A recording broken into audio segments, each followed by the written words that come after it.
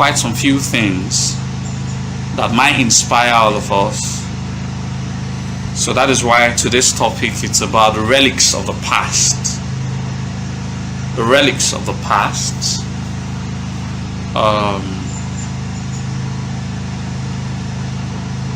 The pains of the future, of the present. The invasion of 1897. The relics of the past, the invasion of 1897. And the pains and the problems, the difficulties of the present, of the future. As an ethnic group, we are one of the most victimized people in the entire world. What happened during the British invasion in 1897?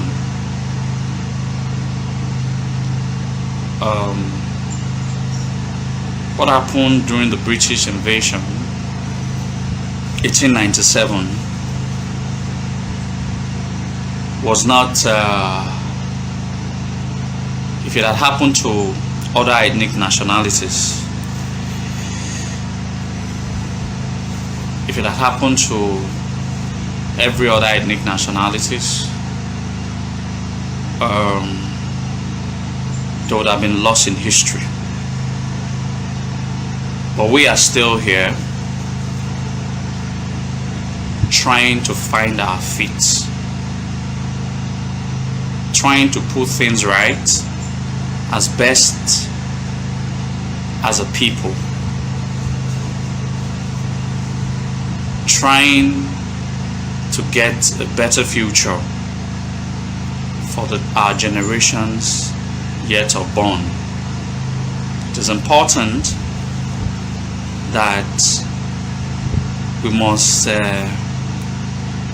get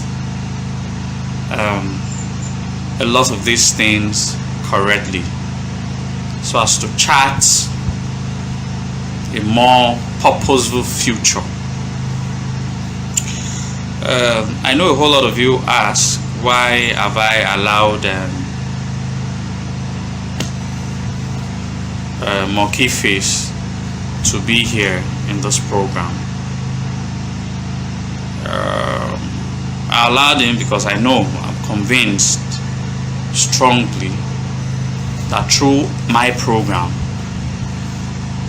he will get the salvation. Through my program he will get to know the truth that whatever fight he think he's fighting is self-centered, selfish, and is going to drown him. So, but I've always realized that there shouldn't be discrimination between ourselves, even when some have a variant opinion.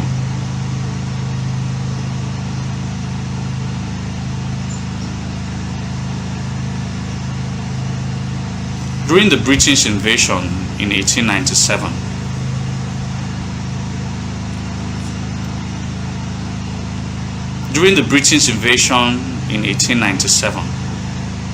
the Izomo of that era said, Okuna Makame,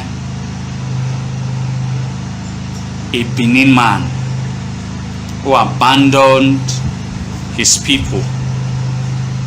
Don't forget,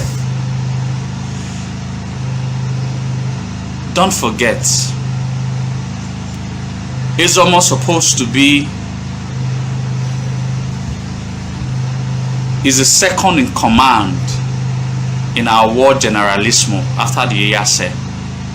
Izomo is the next in command. He was supposed to be the chief protector of our history. But instead, he said he had no crime against the British, and as such, enyo siame ovenye or siame nogbedo.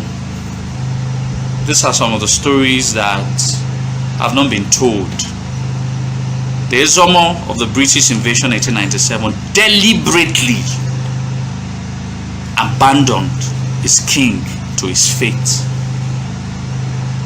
Owelude enyo siame nogbedo, enye ologbose, enyo baisiagbon, enyo enenemi no yagbebo. He had a lackadaisical attitude towards his people. Eventually, the Benins lost that war. What became him? He regretted that because some of the houses that were eventually burnt down was Ezomon's house. Was Ezomon's house. So in times of war, there are no neutrality. It's either you are in or you are out. It's either you are there or you are not there. It's either you are for or you are against. Shocking. The Iyase of that era also, I can remember that one's name. His name was Okina. Also rebelled against the Benin people.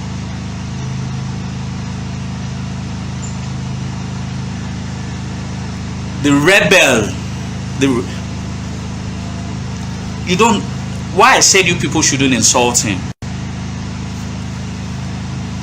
There's a level that you attain in understanding Benin history. There's a level that the ancestors of this land, of Edo land, might have taken you deep into the miseries of the land. You will not be moved by recalcitrant Edo people, because the fire that the light will eventually burn them. This story is almost the same story of this monkey face, but in this case his name was Iyase Okina, who rebelled against Benin Kingdom in the year 1899. His whole idea was that there was no need to be a king in Benin Kingdom. Bagidi Obawu ye no bai unedo bossy enedo na goba. And Iyase, who was supposed to know better, his name is Iyase Okina, he protested against the coming back of the Benin monarch. He protested against it fervently in 1899. But a year later, in 1900, he died. 14 years later, the Benin monarch was restored. Why am I sharing this story? Why am I sharing this story with all of you? I'm sharing this story with all of you is that every man or woman that has stood against the Edo people, the monarch and the monarchy, the king and the people, they have all died. The people is still living, still exists, and the king still exists. So at every generation, they are bound to be rebel. They are bound, and that is why I don't feel what he is doing. There must be a rebel. There is no doubt about it. You understand? They will all die, but the monarch will subsist. That's the beauty. They are bound to be rebels to the throne. They have always been rebels to every thrones of the world. They will all die. The history will remember them, just like the history is remembering Iyase Okina. We are discussing about him, how he rebelled about there should not be any need for the Benin throne to return. He died a year after, and 14 years later, the throne returned. The history no longer remembers Iyase Okina. Iyase Okina is being remembered as a traitor to his people and to the throne. So, how we play our parts, it's how history will remember the part and the roles that we have played. I choose to be in the right side of history. I choose to be an Edo man who stands for his people selflessly. I choose to be an Edo man who will put his life on the track for his people selflessly. How we are remembered by history is based on what side of history we were during our era of lives. So count him as that person who chose the wrong side of history at the time of his life, and history will remember him as that which stood against his people at the time where unity was needed.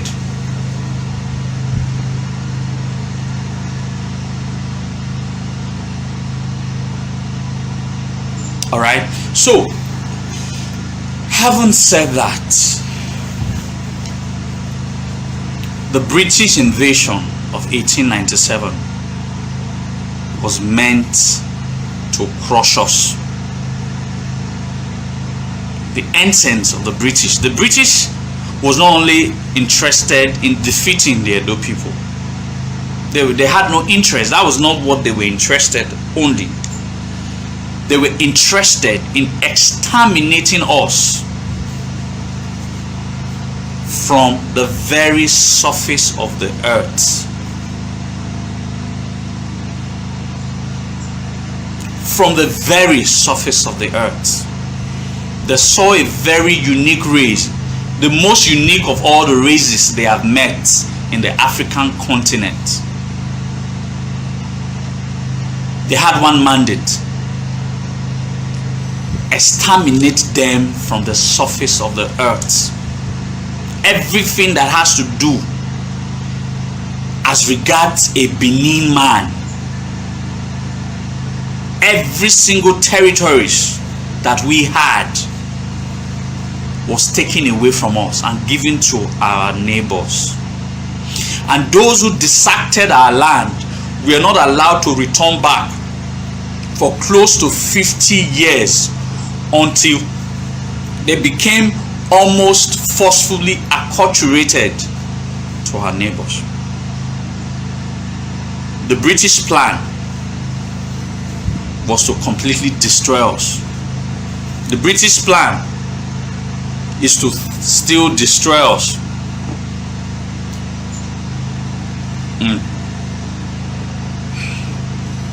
But we're still here. However, what they did has a devastating capacity on our people.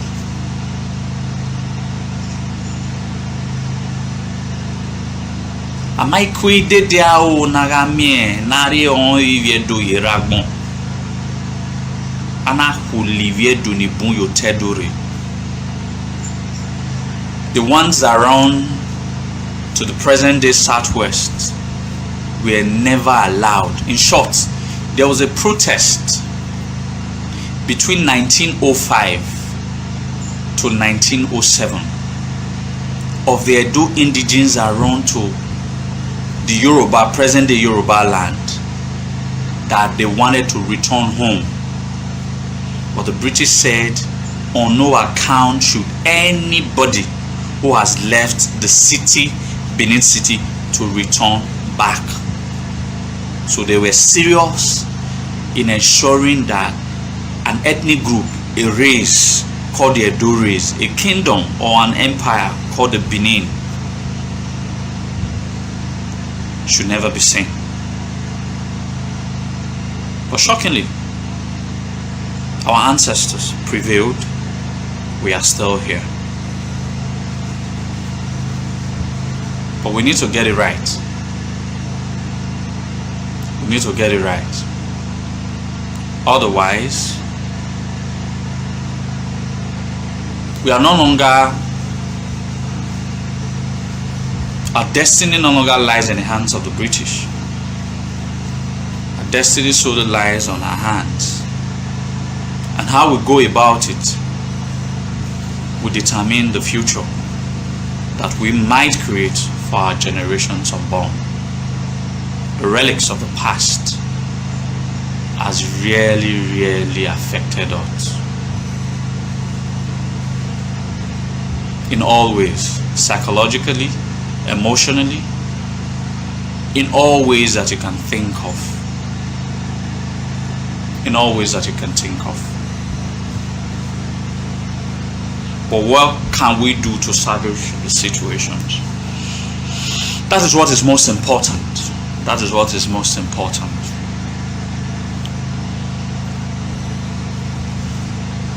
I'd like to talk about the failure of our elites. I'd like to talk about it briefly. And I'd like, by the power of God and our ancestors willing, I'd like to make it a topic on how shameful our so-called elites are.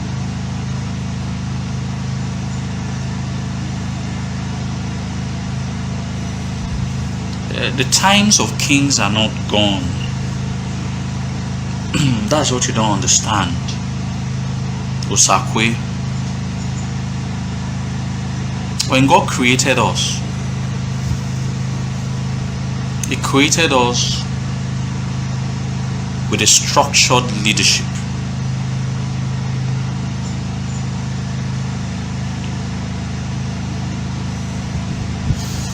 The leadership of the kings. By nature, we are Republican people. Have you seen when Benin people conspire against the king? Have you seen? Have you read some of these conspiracies against the king? Any conspiracy against the king in the history of Benin, when the Umanag Banedo conspire against the Oba, they all succeeded. Now, the only one they did not succeed was Obaesige. The reason they did not succeed was not the Edo people that fought the king. It was a section of the Edo people, Abihaim, that fought the king. That's why they did not succeed. If it was the entire Edo people, they would certainly have succeeded. But the consequences of some of these actions took us hundreds of years back, because in all of this conspiracy against the monarch, we will eventually later realize the essence of the bond between the people and the king. And I haven't enough times I've stressed this bond. This bond has to be balance. It has to be a scale of 50-50. Oba or Edo, Edo or Oba. It's a scale of 50-50. All right. If the people overshadows the Oba, they are bound to be anarchy. If the Oba overshadows the people, they are bound to be anarchy. The traditional institution of the Edo people must understand that it's a balance. You give to the people give to you. The power that the monarch possesses is drawn from his people. The relevance of the kingship is from the people. Amiedune akemioba Oba uswema ni nosa di notedo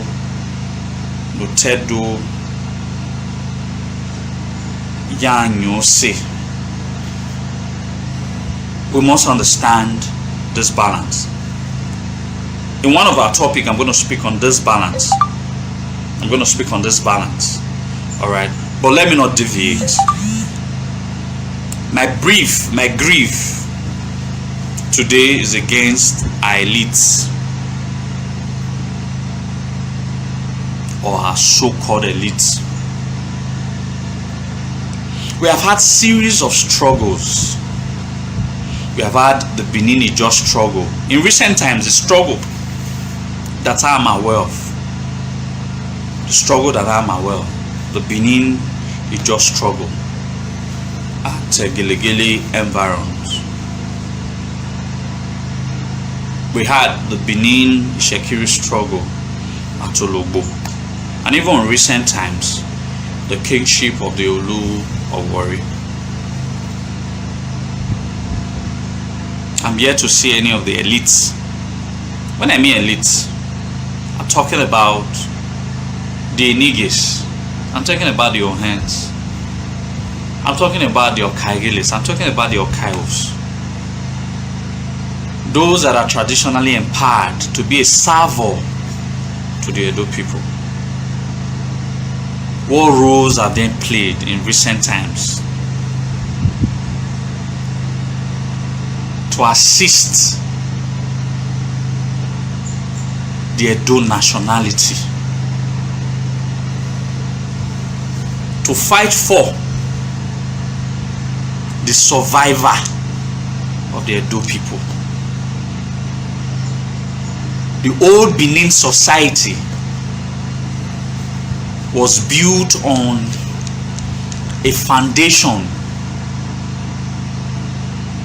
of selflessness. Emi no kind do or kind ye do. Ekinana yoya no ye do ne ogi kan egbedo.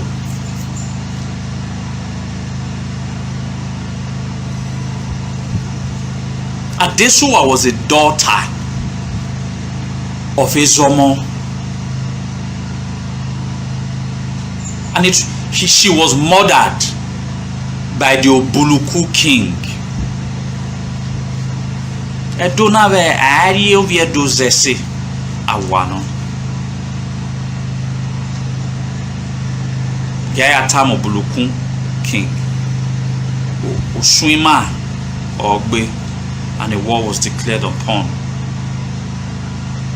I can give you examples of killing a Benin person, how it has led to Benin waging war against ethnic groups or neighboring towns who killed one of them.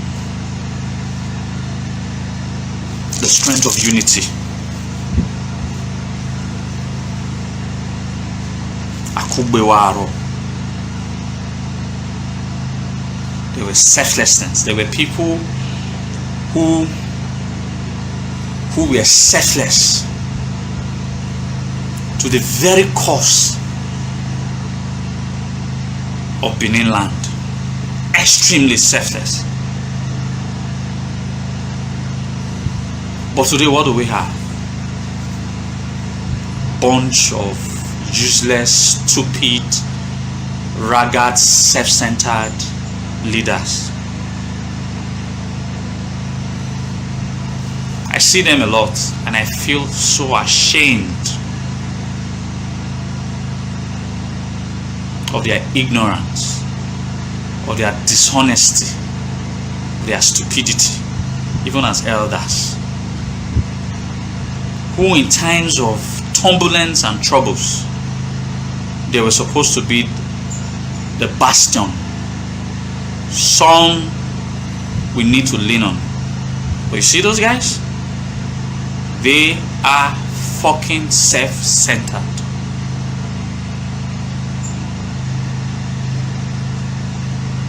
Outside the Benin traditional, outside the Benin monarch, I don't think we have any other leadership.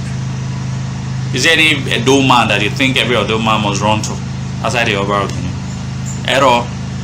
Because they are all bloody self-centered, egocentrical bunch of they can only be interested if we are mere way. It's not very difficult for you to see a Benin man who does not have interest, whose interest is not protected, will be able to put it every single thing out to fight for the nationality of his people. It's very difficult, and that's why we are not great anymore. I tell people that when Benin start getting some of the essentialities of the old society right, when they start getting it right, that's the only way that a lot of these little things, no wima or the baby mad, until we start to critically look inward to examine the problems of ourselves as a people. We're going to be, see, after the British did all they had to do, I don't know how they did it. Suddenly we became people who no longer recognizes themselves anymore.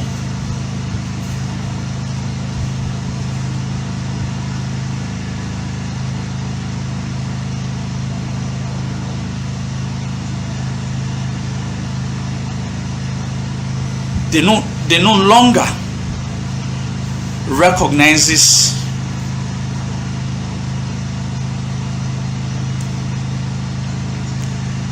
the sacrifices of the old, how the ancestors of the old built a civilizations that was incomparable. And I give hundreds of reasons. I tell them that the difference between the Benins of old and the Benins of present is miles apart. They are not the same in all categories. They are not the same. Edo, Nede, Vedo, Vedenena. They are not the same. They are miles apart. They are hundreds, millions of miles apart.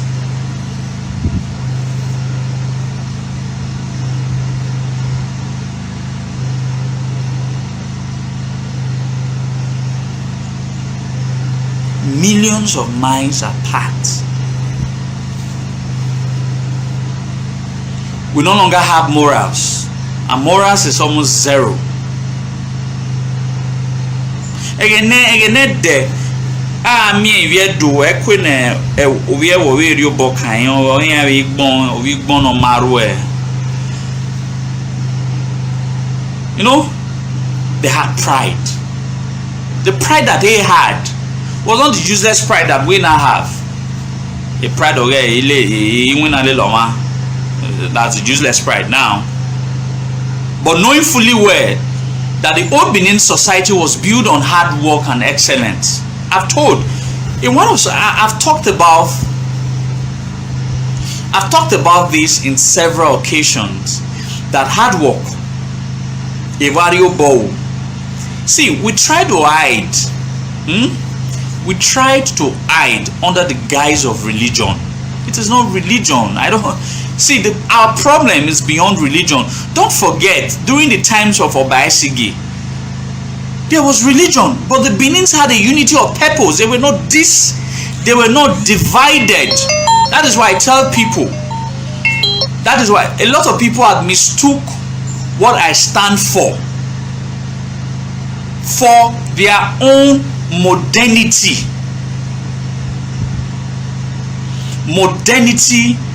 of current trends. I will not discriminate against an Edo man because he's a Christian, because there were Christians in Benin somewhat 500 years ago, but the leadership was able to harness them to have a unity of purpose. The Benin society is so old that we can have all set of religion in Benin Kingdom and still will be able to strive, because to us it was nationality first, before, even when we were practicing our core tradition of the old, there were different schools of tradition. There were people who were Olokun servers. There were people who practiced the divinity of Osagbaye. There were Iha practitioners. These are different schools of divinity, but there were no clashes. Or segenaya fiyagi fiya, or segenaya bobolokun agi bobolokun. These are different schools of religiosity, or different schools of tradition that beckons basically on different ideas. The worshipping of Olokun, the worshipping of Osagbaye,